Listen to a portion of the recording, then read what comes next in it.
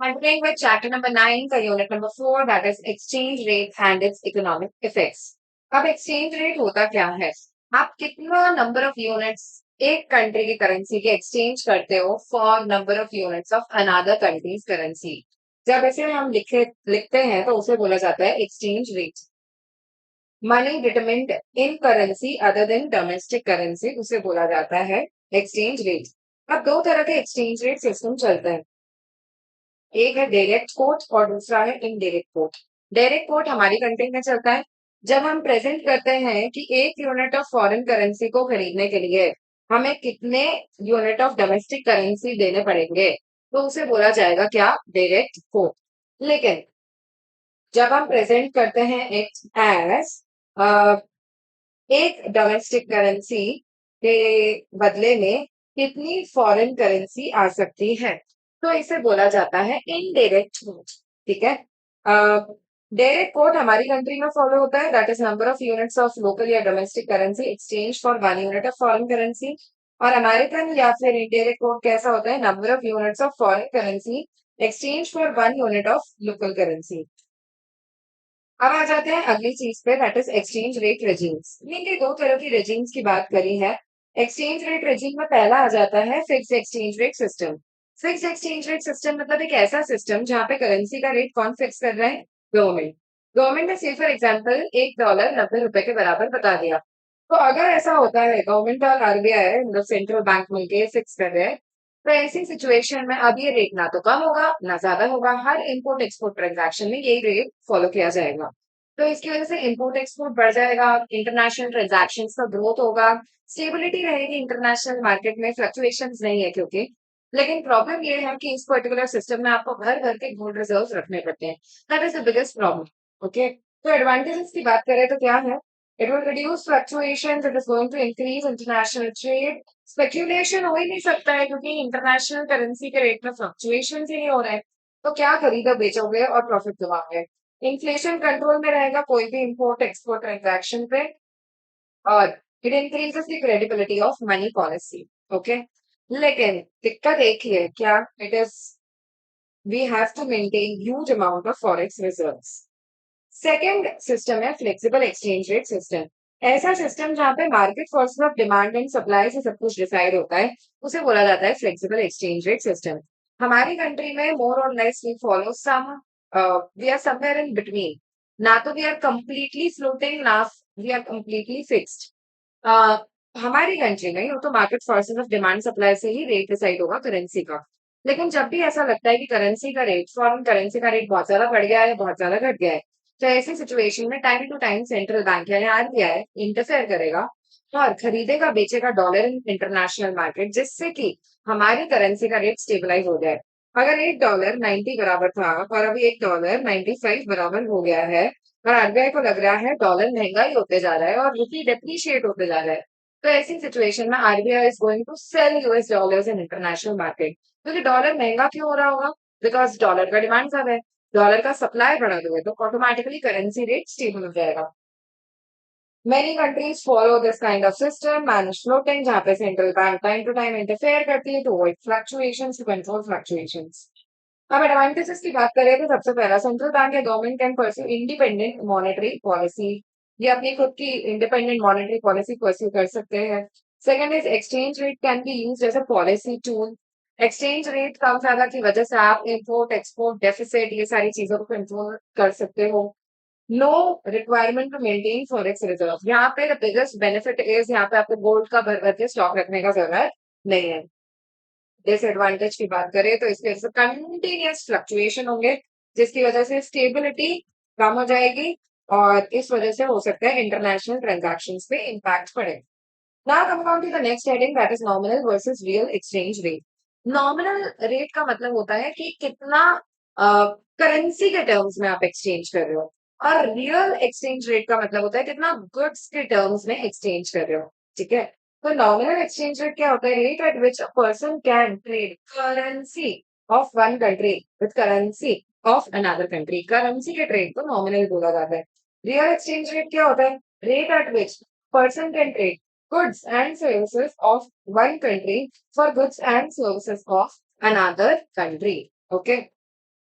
अगर बात करें रियल एक्सचेंज रेट की, रियल एक्सचेंज रेट की वजह हाउ टू कैलकुलेट इट, सबसे पहले नॉमिनल एक्सचेंज रेट को डिवाइड करेंगे बाय फॉरेन प्राइसेस और मल्टीप्लाई करोगे बाय डोमेस्टिक प्राइसेस, तो तुमको मिल जाएगा कि कितना है रियल एक्सचेंज रेट, मतलब कितने नंबर ऑफ गुड्स आप foreign currency sorry foreign country के डिमांड कर रहे हो for one good of your country. आप कितना कुर्बानी मांग रहे हो बाहर की कंट्री वालों से आपके गुड का, आपके कंट्री का एक गुड देने के बदले में, that is real exchange rate. Real exchange rate एक और तरह से निकल सकता है, nominal exchange rate divided by foreign price index into domestic price index. Increase in real effective rate ये एग्जाम में आ चुका है, मेक्स एक्सपोर्ट्स एक्सपेंसिव। बेटा जब भी रियल एक्सचेंज रेट बढ़ेगा यानी कि आप ज्यादा गुड्स मांग रहे हो बाहर वालों से आपके एक गुड के बदले में, तो ऐसी सिचुएशन में एक्सपोर्ट महंगा होते जा रहा है आपकी कंट्री का, और अगर एक्सपोर्ट महंगा होते जा रहा है तो तुम्हारे कंट्री से एक्सपोर्ट्स कम हो जाएंगे रियल एक्सचेंज रेट बढ़ने की वजह से। Coming on to foreign exchange market, foreign exchange का मार्केट कैसा होता है? ऐसा मार्केट जो ओवर द काउंटर एक्सचेंज होता है। ओके, बहुत सारे पार्टिसिपेंट्स होते हैं इसमें और आप ऑनलाइन खरीद बेच सकते हो, ठीक है, फॉरेक्स उसे बोला जाएगा फॉरेन एक्सचेंज का market. Market and institutions that handle exchange of foreign currencies उसे बोला जाएगा फॉरेक्स का market. Largest market in the world in terms of cash value traded, ये one of the largest market है कैश वैल्यू के terms में। Over the counter market is electronically linked network of dealers, brokers, buyers and sellers, ठीक है, बहुत सारे लोग इसे इलेक्ट्रॉनिकली कनेक्ट करते हैं और खरीदते बेचते हैं करेंसीज। एक्टिव पार्टिसिपेंट्स की बात करें तो central bank of any country, commercial banks, foreign exchange dealers, government, MNCs and NBFCs are active participants. लेकिन पैसिवली कौन पार्टिसिपेट कर रहा है?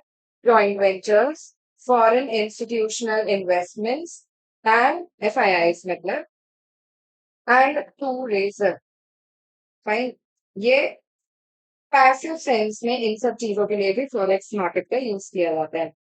अब अगर बात करें टाइप्स ऑफ फॉरेक्स ट्रांजैक्शंस, तो दो तरह के ट्रांजैक्शन होते हैं, one is spot another one is future. पहला है करंट एक्सचेंज का मार्केट जिसे बोला जाता है स्पॉट मार्केट। क्या बोलते हैं इसे? स्पॉट ट्रांजैक्शंस, जहां पे आपका कैश सेटलमेंट इमीडिएट बेसिस पे किया जाता है। लेकिन अगर आपने ट्रांजैक्शन आज एंटर किया है लेकिन it will be settled on a future date, तो इसे फ्यूचर मार्केट बोला जाएगा। स्पॉट मार्केट में मिनिमम सेटलमेंट होता है T+2 का, मतलब 2 दिन का टाइम दिया जाता है। फ्यूचर ट्रांजैक्शन की अगर बात करें तो इसमें सेटलमेंट होगा on a future date based on a future rate. Okay, forward exchange rate अगर ज्यादा है इन कंपैरिजन टू स्पॉट वाला रेट तो उसे बोला जाएगा forward premium. Forward exchange rate अगर कम है स्पॉट रेट से तो उसे बोला जाता है फॉरवर्ड डिस्काउंट। और अगर दोनों की बात करें, forward market and future market की, दो तरह के मार्केट होते हैं यार, फॉरवर्ड और फ्यूचर, मतलब मेन कैटेगरी तो स्पॉट एंड फॉरवर्ड मार्केट है, लेकिन फॉरवर्ड फ्यूचर को इंटरचेंजेबली भी यूज कर लिया जाता है। इन दोनों में मेनली डिफरेंस होता है डिलीवरी का। किसका डिफरेंस होता है? सेटलमेंट और डिलीवरी का, ठीक है। कौन सी करेंसी को व्हीकल करेंसी माना जाता है? Extremely important question of exam. Vehicle currency माना जाता है डॉलर को। डॉलर को इंटरनेशनल स्टेटस या व्हीकल करेंसी क्यों बोला जाता है? व्हीकल करेंसी का मतलब होता है कि तुम्हारी करेंसी अगर यूरो है और मेरी करेंसी अगर रुपी है, हम दोनों अपनी करेंसी में डील नहीं कर रहे हैं, अपन आपस में एक्सपोर्ट इंपोर्ट करने के लिए डॉलर को यूज कर रहे हैं, थर्ड करेंसी को। ऐसा सिचुएशन जहाँ पे दो कंट्रीज आपस में डील करने के लिए खुद की करेंसी को यूज ना करके किसी और करेंसी में भी डीलिंग कर लेते हैं, तो उसे बोला जाता है vehicle currency, that is why it is dollar. Now coming on to forex demand, क्यों किया जाता है? फॉरेक्स को डिमांड करने के बहुत सारे कारण हैं। आपको बाहर की कंट्री से परचेजेस करनी होती है, आपको बाहर की कंट्री के लोगों को फैक्टर पेमेंट्स करने होते हैं, आपको बाहर की कंट्री में एफडीआई करना होता है, उनके शेयर्स खरीदने होते हैं, बॉन्ड्स खरीदने होते हैं, इन्वेस्टमेंट्स करने होते हैं, या फिर आपको बाहर की कंट्री में ट्रैवल करने के लिए, टूरिज्म के लिए भी फॉरेक्स चाहिए, लोन चुकाने के लिए भी फॉरेक्स चाहिए। तो purchase of goods and service, unilateral transfers, एक तरफा ट्रांसफर, बाहर अगर रिलेटिव रह रहे हैं और उनको ट्रांसफर करना है पैसा, तो उसके लिए भी आपको फॉरेक्स चाहिए। देन इन्वेस्टमेंट्स करने के लिए, एसेट्स खरीदने के लिए, बैंक अकाउंट खोलने के लिए, स्पेक्यूलेशन स्पेक्यूलेशन करने के लिए यार, आप डॉलर खरीद रहे हो, देखो आपने रखा हुआ है अपने पास की रेट बढ़ेगा इन फ्यूचर, तो अब इसको बेच के मुनाफा कमा लेंगे। और उसके अलावा direct ownership of real capital, बाहर के कंट्री में आपको एसेट्स खरीदने हैं, इसलिए भी आप डॉलर खरीदते हो या करेंसी खरीदते हो। अब आ जाते हैं determination of foreign exchange rate. Foreign exchange rate decide कैसे किया जाता है? It is by the force of demand and supply. Flexible exchange rate में तो इसी तरह से होता है। Rate decided by supply demand forces in foreign exchange market, also called foreign exchange rate या free exchange rate या free float बोला जाता है इसको। ठीक है। रेट में डिमांड एंड सप्लाई बराबर हो जाती है, उसे बोला जाता है पार रेट ऑफ एक्सचेंज या इक्विलिब्रियम रेट ऑफ एक्सचेंज। बेटा फॉरेक्स, यहाँ पे मैं एग्जांपल दे रही हूँ, डॉलर का रेट मैंने वाई एक्सिस पे रखा है और डॉलर का डिमांड एंड सप्लाई मैंने एक्स एक्सिस पे रखा है। तो सप्लाई कर्व कैसा बनेगा? Upward sloping. कैसे? प्राइस जैसे जैसे बढ़ेगी डॉलर की, वैसे वैसे लोग ज्यादा बेचना चाहेंगे डॉलर। और डिमांड कर्व कैसा बनेगा? Downward sloping. प्राइस जैसे जैसे बढ़ेगी, डिमांड कम होते जाएगी। ठीक है। तो ये ग्राफ कैसा बन रहा है? That is downward sloping. जहां पे डिमांड और सप्लाई बराबर हो जाते हैं उसको बोला जाता है पॉइंट ऑफ इक्विलिब्रियम। जो रेट उस पर एग्जिस्ट कर रहा है ई आर, वो है इक्विलिब्रियम रेट ऑफ एक्सचेंज, और क्वांटिटी है O Q, equilibrium level of quantity. ठीक है। अब आ जाते हैं कि if there is increase in demand और increase in supply, decrease in demand और डिक्रीज इन सप्लाई, तो किस तरह से इम्पैक्ट होगा फॉरेक्स रेट में? सबसे पहला सिचुएशन यार, if there is an increase in demand, ये अगर मेरा ओरिजिनल सप्लाई कर्व है, अपवर्ड स्लोपिंग, अगेन डॉलर का रेट वाई एक्सिस पे एंड डॉलर का demand and supply X axis पे। तो ऐसी सिचुएशन में अगर डिमांड कर्व ये ओरिजिनल है और if I see demand curve is shifting towards right, can you see demand curve right की तरफ शिफ्ट हो गया है। पहले मेरा इक्विलिब्रियम अचीव हो रहा था एट दिस पर्टिकुलर पॉइंट, लेकिन मेरा नया इक्विलिब्रियम जहाँ पे नया डिमांड और सप्लाई कर्व इंटरसेक्ट हो रहे हैं, वो ई वन पे आ रहा है। से फॉर एग्जांपल इससे परपेंडिकुलर ड्रॉप करते हैं, तो एक चीज बड़ी क्लियरली समझ आ रही है क्या? इक्विलिब्रियम प्राइस बढ़ गई है और इक्विलिब्रियम क्वांटिटी भी बढ़ चुकी है। रिवर्स सिनेरियो लिया जाए, रिवर्स सिनेरियो मतलब if there is a decrease in demand, अगर ओरिजिनल डिमांड कर्व ये है और ये ओरिजिनल सप्लाई कर्व है, अपना इक्विलिब्रियम पॉइंट ई पे आ रहा है, इससे मैंने परपेंडिकुलर ड्रॉप करे, OP original price, OQ original quantity. अगर मैं बोल रही हूँ डिमांड कम हो गई, तो डिमांड कर्व लेफ्ट की तरफ शिफ्ट हो जाएगा। अगर डिमांड कर्व शिफ्ट हो जाता है लेफ्ट की तरफ, तो मेरा नया इक्विलिब्रियम ई वन पे अचीव हो रहा है, जहां पे पुराना सप्लाई कर्व और नया वाला डिमांड कर्व इंटरसेक्ट कर रहे हैं। उससे परपेंडिकुलर ड्रॉप करते हैं, तो ओपी वन नया प्राइस, ओक्यू वन नया क्वांटिटी, इक्विलिब्रियम प्राइस भी पहले से कम हो गई है और इक्विलिब्रियम क्वांटिटी भी पहले से कम हो गई है। अब अगले दो इम्पैक्ट्स देखे जाएं, if there is increase in supply और डिक्रीज इन सप्लाई, तो ऐसी सिचुएशन में क्या होगा? अगर ये मेरा ओरिजिनल सप्लाई कर्व है और ये ओरिजिनल डिमांड कर्व है, E is the point of equilibrium, जिससे मैंने परपेंडिकुलर ड्रॉप करे, तो OP original price, OP original quantity. अगर सप्लाई बढ़ता है from S S to S one S one, ठीक है, तो नया इक्विलिब्रियम अचीव हो रहा है एट ई वन, इससे परपेंडिकुलर ड्रॉप करते हैं, तो बेटा प्राइस देख रहे हो, ओपी से ओपी भिन्न हो गई है, गिर गई है, लेकिन इक्विलिब्रियम क्वांटिटी, प्राइस गिर गई है यानी एक्सचेंज रेट गिर गया है, डॉलर का रेट गिरा है, यहाँ पे डॉलर का रेट गिरा है, तो बेटा रुपी का रेट बढ़ा होगा। This should be very clear, dollar का रेट अगर गिर रहा है तो रुपी का रेट बढ़ रहा है। ठीक है। और इक्विलिब्रियम क्वांटिटी भी इसमें बढ़ गई है। और वहीं अगर डिक्रीज इन सप्लाई ले, डिक्रीज इन सप्लाई, ये ओरिजिनल सप्लाई का जो ऊपर जा रहा है और ये ओरिजिनल डिमांड का नीचे की तरफ जो जा रहा है, ये original point of equilibrium, OP original price, OP original quantity. अगर मैं बोल रही हूँ डिमांड, सॉरी सप्लाई कम हो गया है डॉलर का, तो सप्लाई का पीछे की तरफ शिफ्ट होगा, मेरा नया इक्विलिब्रियम ई वन पे अचीव हो रहा है, इससे मैं परपेंडिकुलर ड्रॉप करूँ, तो प्राइस पहले के कंपैरिजन में बढ़ गई है, लेकिन क्वांटिटी पहले के कंपैरिजन में कम हो गई है। इक्विलिब्रियम प्राइस बढ़ गई यानी कि डॉलर का रेट बढ़ गया, डॉलर का। ठीक है, और इक्विलिब्रियम क्वांटिटी कम हो गई। अगर डॉलर का रेट बढ़ा है तो रुपी डेप्रिशिएट हुआ है, रुपी का रेट कम हो चुका है। अगर अपन ऊपर वाले ग्राफ्स को भी एनालाइज करें तो बच्चा ऊपर भी जब मेरा पहला सिचुएशन था इंक्रीज इन डिमांड, तो इसमें डॉलर का रेट बढ़ रहा है तो रुपी का रेट डेप्रिशिएट हो रहा है। और सेकंड वाले सिचुएशन में there is a decrease in demand of dollar, तो डॉलर का रेट यानी इक्विलिब्रियम रेट गिर रहा है, इसकी वजह से रुपी एप्रिशिएट हो रहा होगा। उल्टा इफेक्ट चलेगा बच्चा, डॉलर बढ़ेगा तो रुपी गिरेगा। ठीक है, और करेंसी एप्रिसिएशन एंड डेप्रिसिएशन के बारे में समझ लेते हैं। What do I mean by this? Home currency appreciation sorry depreciation का क्या मतलब होता है? Increase in home currency rate of foreign currency. क्या बोलना चाह रही हूँ मैं? $1 90 बराबर था, $1 95 बराबर हो गया।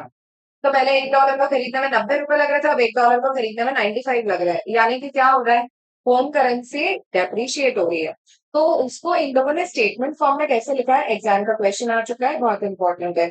Increase in home currency price of foreign currency. That is how we'll write in the form of statement. Increase in home currency price of foreign currency. Home currency depreciation sorry appreciation का क्या मतलब है?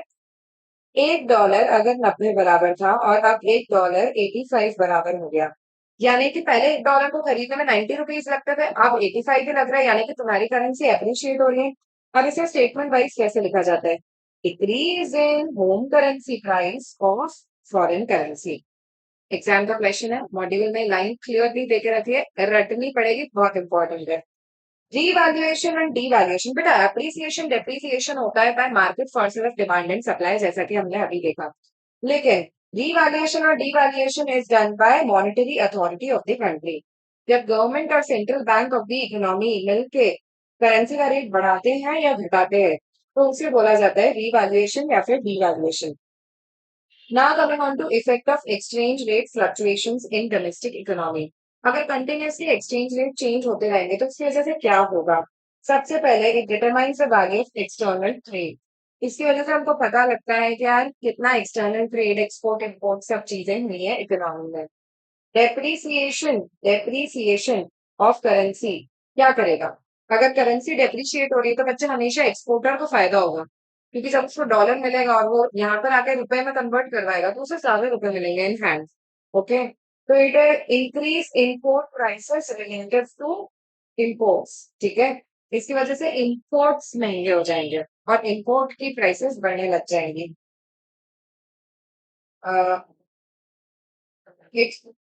increases import prices relative to export prices होना चाहिए। ठीक, अगर there is depreciation of domestic currency, it increases exports and goods produced domestically। हमारी country का एक्सपोर्ट बढ़ रहा है यार, बाहर वालों को हमारी कंट्री में सस्ते गुड्स मिल रहे हैं तो वो यहाँ से खरीदेंगे और इसकी वजह से प्रोडक्शन बढ़ेगा तो एम्प्लॉयमेंट बढ़ेगा। Depreciation causes inflation due to increase demand.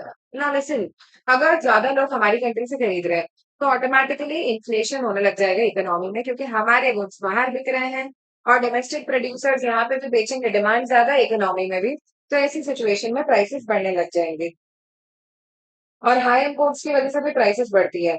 If export earnings increase due to depreciation, तो उसकी वजह से बैलेंस ऑफ ट्रेड और बैलेंस ऑफ पेमेंट दोनों पे कैसा इंपैक्ट पड़ेगा? Positive impact. Nextly currency depreciation will negatively impact क्या? Companies that have borrowed through ECBs. ECB की फुल फॉर्म होता है एक्सटर्नल कमर्शियल बोरोइंग। ऐसी सारी कंपनीज जिनने उधार लेके रखा है और उनको अब फॉरेक्स में चुकाना है तो नुकसान हो जाएगा, क्योंकि आप करेंसी डेप्रिशिएट हो गई तो आपको ज्यादा रुपया देना पड़ेगा डॉलर खरीदने के लिए। नेक्स्टली इंक्रीज क्या हो जाएगा? Interest burden. अगर आपको उस पर इंटरेस्ट भी चुकाना है तो ज्यादा इंटरेस्ट के नाम पे पैसे जाएंगे। Financial forecasting becomes difficult. या जितने ज्यादा फ्लक्चुएशन चल रहे हैं, फोरकास्ट करना, फ्यूचर के बारे में बताना उतना मुश्किल होते जाता है। Increase risk due to fluctuations. Fluctuations की वजह से रिस्क बढ़ जाएगी and depreciation results into what? Reduction in foreign portfolio investment. या जितना ज्यादा करेंसी डेप्रिशिएट होगी ना, बाहर के लोग हमारी कंट्री में इन्वेस्टमेंट करने में इंटरेस्टेड नहीं रहेंगे, क्योंकि जब वो इन्वेस्टमेंट का पैसा वापस लेके जाएंगे तो अनफॉर्चुनेटली जब वो उसे डॉलर में कन्वर्ट कराएंगे तो उनके हाथ में बहुत कम डॉलर आएगा, तो उनके इन्वेस्टमेंट बहुत ज्यादा प्रॉफिटेबल नहीं हो पाएंगे। और अगर एप्रिशिएट होती है आपकी करेंसी तो क्या इम्पैक्ट होगा? उल्टा यार, एक्सपोर्ट कम हो जाएंगे। राइट, एक्सपोर्ट कम हो जाएगा तो हमारी करेंसी, सॉरी, हमारी कंट्री के गुड्स के डिमांड कम हो जाएगी। एग्रीगेट डिमांड कम तो अनएम्प्लॉयमेंट बढ़ेगा। इन्फ्लेशन जरूर कंट्रोल में आ जाएगा क्योंकि डिमांड ही नहीं है हमारे कंट्री के गुड्स एंड सर्विस की। कॉम्पिटिटिवनेस अफेक्ट हो जाएगी हमारी डोमेस्टिक इंडस्ट्री की। ओके, हमारी कंट्री की कंपनीज इतना अच्छा परफॉर्म नहीं कर रही है। Increases import, increase import increases deficit. जितना ज्यादा इनपुट होगा उतना ज्यादा डेफिसिट, आपके इंपोर्ट ज्यादा होंगे, आपके एक्सपोर्ट कम होंगे, आपको उधार लेना पड़ेगा। ये सारी चीजों का प्रॉब्लम होगा। Loss of competitiveness is insignificant appreciation is due to what? Strong fundamentals. लेकिन अगर एप्रिसिएशन क्यों हो रहा है? क्योंकि आपकी इकोनॉमी के बारे में बहुत अच्छी न्यूज है इन द मार्केट। इस वजह से लोग आपकी करेंसी में, आपकी कंट्री में इन्वेस्टमेंट में इंटरेस्टेड है, और इसलिए आपकी करेंसी का डिमांड बढ़ रहा है। अगर एप्रिसिएशन हो रहा है ड्यू टू स्ट्रॉन्ग फंडामेंटल्स, तो फिर ऐसी सिचुएशन में कोई इम्पैक्ट, ऐसे नेगेटिव इम्पैक्ट नहीं पड़ने वाले हैं। इसके साथ चैप्टर 9 का यूनिट 4 होता है खत्म। ओके।